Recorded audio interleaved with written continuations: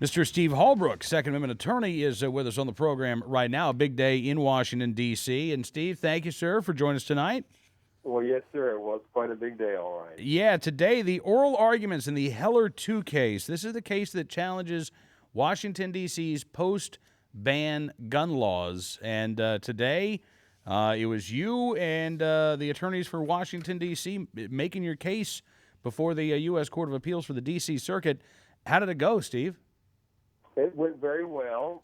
We have had a distinguished three-judge panel. We had Judge Ginsburg, who was considered for the Supreme Court at one time, Judge Kavanaugh, who's fairly new on the bench, but very inquisitive, asked great questions, and Judge Karen Henderson, who had written a dissenting opinion in the Parker case, saying that the Second Amendment didn't apply to D.C., and that was, of course, before Heller decided that it did. And I started my remarks by saying that the district responded to the Supreme Court decision in Heller by enacting the most radically restrictive gun law in the United States. And I think that that was not really contradicted in the hearing. Chicago was the only other example of a law that was as restrictive. D.C. is very much the outlier. It's not an ordinary law by American standards by any sense. Mm-hmm. I made the point that the only state that requires registration of all firearms is Hawaii, and at least there, that once you register, it's for life. They don't cancel it every 3 years. But we had great discussions. The judges asked good questions, hard questions to both sides, and I came out of there feeling very good about the argument. Well, that's great. What were some of the questions that the justices had for you, Steve? Well, one question for me was, okay, so no states to speak of have laws like that, but what about cities? And as I say, I was able to make the point that Chicago is really the only other city that's about as restrictive. There are some other cities that have laws that either ban so-called assault weapons or that have registration, but some of those cities include Ohio cities like Columbus and Cincinnati and Cleveland. And Ohio has preemption. They're on the books, but they're preempted. And I was also able to remind the court about a case that I litigated called People's Rights Organization versus City of Columbus, where the court and the U.S. Court of Appeals for the Sixth Circuit held the Columbus assault weapon ban to be unconstitutionally vague, and yet it's still in the books. So the D.C. can point to that invalid law and try to say, oh, well, we're not completely alone in America. There are other very restricted jurisdictions. One comment I got a kick out of was that Judge Ginsburg mentioned that D.C. cites in its brief historical precedent for restrictions, including that England banned Catholics from possessing guns.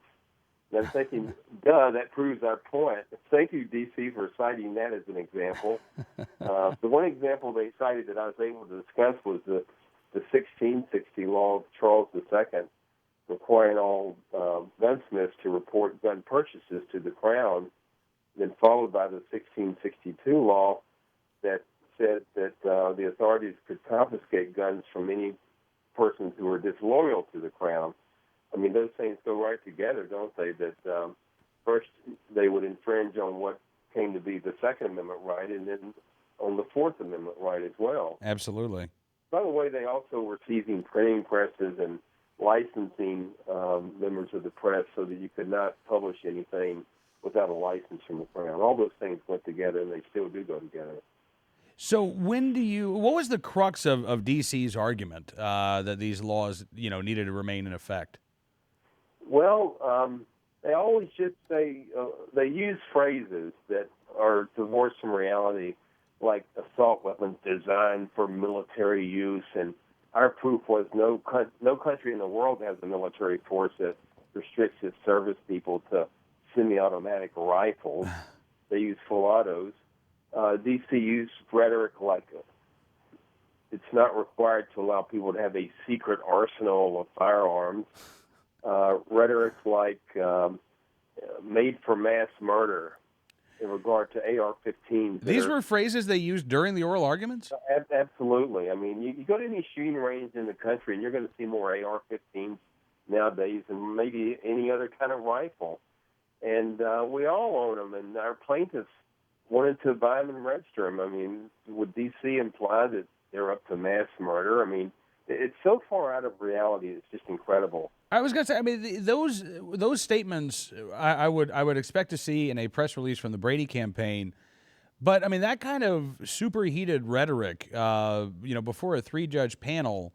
I mean that's gun control spin. That's not to me anyway. That doesn't sound like a very sound legal argument. Right, and in fact, right on that point, we put on evidence that over 2 million AR-15s have been manufactured and are in civilian hands, and thereby it meets the common use test that Heller imposed. And so D.C. argued against that. Well, the committee report said that they're not in common use, and they're designed for military use, and they're only preferred by criminals and terrorists. Oh, my God. And then they said they had witnesses who testified about that, and one of the judges said, well, what were their qualifications, those witnesses? And guess who they were? They were lobbyists for the Brady campaign, for Violence Policy Center. I mean, there was no basis who are our witnesses on military guns? A retired member of the Defense Intelligence Agency who wrote the small arms manuals, Al Johnson, a great friend and expert witness. So when you look underneath that committee report, which D.C. thinks should supersede all findings of fact and all constitutional rights, all you have is a lot of bombastic rhetoric. Wow. All right. So when do you think the 3-judge panel will issue its decision? I suspect it'll be in a few months. I don't want to say when because we never know. Sure.